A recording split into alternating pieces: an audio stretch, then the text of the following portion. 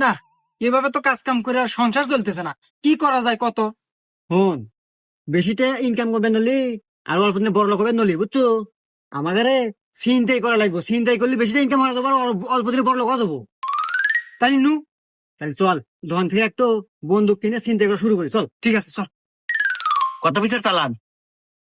ওকে, মাল ঠিক মতো জায়গা মতো পৌঁছে দেবো। ভাই, একটা মেশিন লাগবো, বর্তমান বাজারে যেটা চলতেছে, ওই যে 9mm পিস্তল আছে না, ওইটা দেন। ও, বুঝতে পারছি, দিতেছি মাল।